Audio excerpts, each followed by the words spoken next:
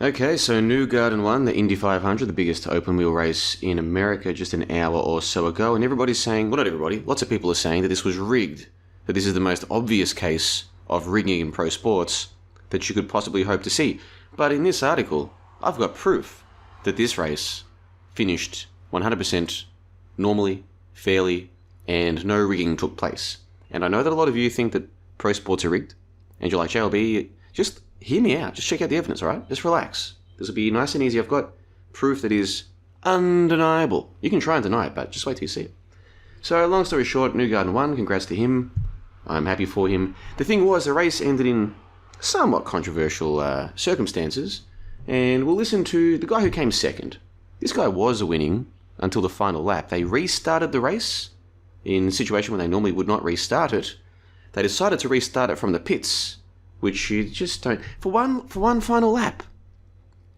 You normally don't see anything like that. And this guy was coming first until the restart. Here's what he said afterwards. Almost became the first back-to-back winner of the Indianapolis 500 in 21 years. You were fired up, angry when you got out of the car. How do you process the finish to this one?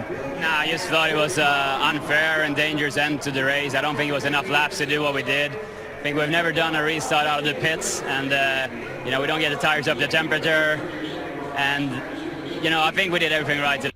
So he feels like his team did everything right, but you don't restart a race from the pits. It just doesn't happen, is what he says. And okay, that is kind of true, but here's the evidence that I've got that this race should have been restarted, because he was in the lead. If they didn't restart it, he was going to win. So they said, guys, come into the pits. We're going to have one last lap for the race. And here's why I think that was a good idea. You see, the guy who ultimately won, Joseph Newgarden, he happens to race for a team called Team Penske. Now, let's just zoom in there for those of you who can't see that. There you go, Team Penske. So he is the winner. They restarted the race, which means that this guy got stooged, seemingly. But here's the thing. Newgarden races for Team Penske. Now, Team Penske is owned by Roger Penske. What else does Roger Penske own? He also owns the Indianapolis Motor Speedway, which is where this race took place. And he owns the IndyCar series altogether, the series that this race is part of.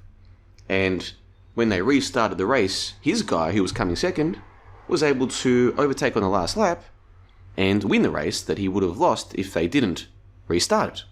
So, in other words, what I'm saying is, this guy thinks he should have won, and they shouldn't have restarted it, because you never do that. Which is, that's true, okay, he has a point. However, he doesn't seem to understand what's going on here. The guy who did win, Joseph Newgarden, races for Team Penske. Roger Penske also owns the Indianapolis Motor Speedway, where this race took place, and the IndyCar series altogether.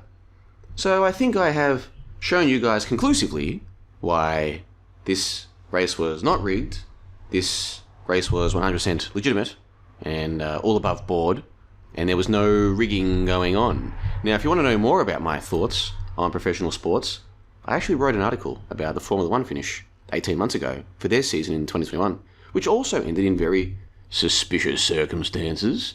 I've got an entire article exploring why some people think that some of these pro sports are not quite as sporty as they seem. Link to that in the info box below, and congratulations to the winner, Joseph Newgarden from Team Penske, owned by Penske, who also owns the track where this race took place and the entire series where this race is conducted. Thank you, everybody. Have a great day. Bye-bye. Link in the info box below.